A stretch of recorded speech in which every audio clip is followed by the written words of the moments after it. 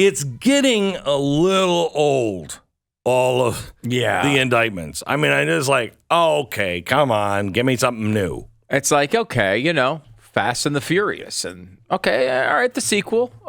Okay, Tokyo Drift seems like you're pushing it a little bit. And now where are we? Yeah, we're at like 9? Fast X, I think, just came out, which is 10. So 10. Okay, so we're at 10 now, and it feels like we're going to get there eventually.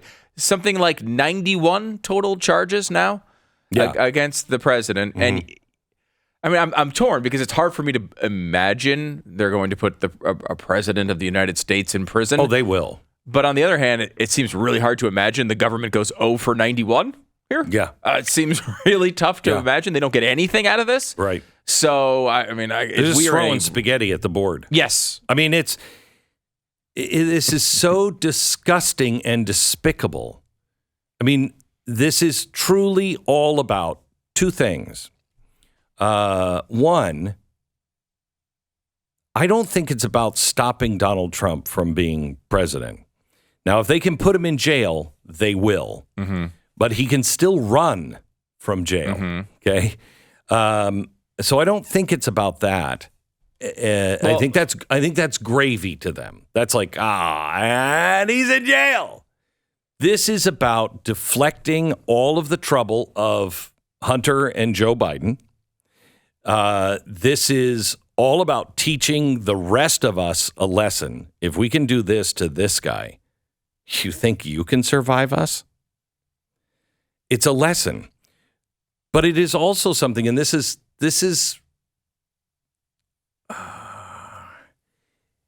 you know how I've always said they self-diagnose? Mm-hmm. Whatever they say we're doing, they're doing. This is, I mean, they did this with the impeachment. They impeached Donald Trump because they said he was inappropriate in Ukraine with the leader of Ukraine. Okay? Seems like ancient history. I know. Yeah, I mean, it's hard to believe that that's what this comes back to. It does. It comes back to them covering their tracks. Whatever they said Donald Trump was doing, they were doing. So, when they said, well, he's obstructing justice and he's using the Justice Department, against his enemies. That's what it looks like to us. No, that's what they do. Oh, I mean, another example of this is, remember their reaction to lock her up chants at rallies? Yes. This is a banana republic. We don't do this. We don't put our political enemies behind bars. This is America. Do you remember? Yes, I do. Because they were chanting it at a rally? Mm-hmm. They got 91 charges against this guy. Where did that go? Well, he's different. He's different. That is what they believe. I mean, they really, truly believe that. Yeah. Now, listen to the indictment from yesterday. Defendant Donald J. Trump lost the United States presidential election held on November 3rd, 2020. One of the states he lost was Georgia. Trump and the other defendants charged in this indictment refused to accept that Trump lost. That's what they do. I mean, they protest every presidential every election. Single time they lose, they say it was stolen. Mm-hmm. And do they really believe it? Because this is the charge. To make this charge stick, you have to prove that he didn't actually believe that. So now here's my question. Or at least he was negligent. He should have understood is the other standard they're going to go for here. If I say, look, my lawyer told me I could murder 12 people in the park. That's not a defense, right? You need to have, so they have to prove it's so egregious that he should have known, which is, again, a high standard. Okay. Again, that shows me, because they always self-diagnose, that they've never believed any of these things that they've said.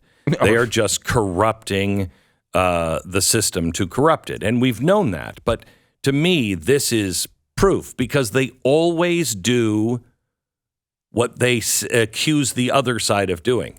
So they knew in 2000, they knew in 2004, they knew in 2012, right? Or 16. They knew. We didn't win those. Oh, yeah. Well, of course they knew it. I mean, 2000 was close, so I think some of them do believe they won 2000. But then you had all the recounts, and right, they showed that they were New lost. York Times did a recount. Yeah, they lost. They lost all of these, but they kept coming out and saying it anyway. Correct.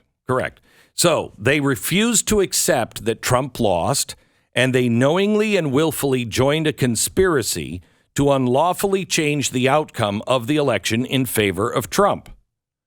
That conspiracy contained a common plan and purpose to commit 2 or more acts of racketeering. Now, is there anyone that you know of that's in the news that should be charged with racketeering? No, nobody comes to mind. I thought that was rhetorical. I'm just saying. Now, if you look at this and then ask yourself, wait a minute, I remember somebody actually putting together a plan to set the country on fire should they lose. And then they would challenge that in the courts. They would have their people out on the streets, no peace, no justice, no peace, saying that the election was stolen. And then they would get the slate of electors to change, which is exactly what they're accusing him of doing. They even ran ads saying you should do this. Yeah, they weren't changing the people. They were trying to get the electors to change their votes, right, with those ads, which is a little bit different, but still, they had no qualms about changing the outcome of democracy and all this crap that they say now. They wanted their outcome, and they tried to get their outcome with every single trick they could think of to accomplish it. It is really incredible. So I don't know. I mean, I can't imagine, as Stu said, that out of 91 charges, 91 charges, that they're not gonna hit something. 0 for 91 would be hard to pull off. It's just. I mean, the odds, because I think there's a tension between people who are Trump supporters, right? Which is like Trump's a fighter, he's a survivor, he's going to beat this. They're not going to put him in prison. Of course, he's going to win because they see him as a winner, right? And on the other side of this is this, the same, it's instinct in the same people saying, this is the deep state. They're coming after him with everything they got. They will never relent until he's put behind bars or punished or whatever. One of those is going to fail here, right? Either he is put in prison and he's not invincible, or the deep state doesn't have the power we've been assigning to it this whole time. Because they've got 91 charges right now. If they want to put him in prison and the deep state is what we say it is, they're going to put him in prison, right? Just can't. It's on the table for them. They've done the legwork. All bets are off on anybody. If they put him in prison, prison. I can't even imagine that. But I mean, like, what? Because I have that same feeling of like, I can't even imagine. That's not possible. This is the United States of America. No, but it is. But it is. And also, there's 91 charges. Now, maybe there's a chance, right, that they get him on something that's smaller that doesn't result in prison time, right? Like, I think that's a legitimate possibility. I think, and I know he says he's not going to do this. I think it's a legitimate policy. He winds up pleading out of some of this and just saying, yeah, whatever, guilty, and then goes on the campaign trail and says, I wasn't guilty. I just obviously said that, his version of that statement. I wanted to get this behind us. I don't think it's out of the question that is the end of this. He stays out of prison by pleading to something. So there is a new poll out that shows 12% of the U.S. population, that's 30 million people, 12% believe that violence is warranted to prevent Trump from assuming the presidency. So 30 million people in America believe violence is okay to stop him from being the president again. Violence. That's almost double the number of people who believe that violence is warranted to make sure that Trump does become president. So you have 12 and about 5.8%. The left over double the amount of violence or violent people that believe that. And yet we're the ones made into the violent ones. We're the ones made look like we're angry. No, you have twice the number of people that want to go into violence. That's how crazy your side is. And I will tell you, the 5% that want violence on the streets, they're just as crazy as the left. There's no place for violence in the streets. No, none. And anybody on the right who thinks that's going to work out well for you, you will be the death of the republic. You'll be the death of the republic, period. But it's interesting to me that the ones who are preaching peace, 30 million of those who despise Donald Trump, 30 million think violence is justified to make sure he never becomes president again. It's so disturbing. And Glenn, I don't know, going back to the way the founders drew this all up back in the day, it seems to me they had several different ways to deal with a situation like this, right? The first one was impeachment, right? Mm-hmm. If you believe your president has done something terrible and needs to be punished, that's the process. They tried that in a haphazard, pathetic way with no evidence, and they rushed it through because they thought the emotion would help them, just like they try to push through a gun bill after a mass shooting, right? That's what they tried to do. It didn't work.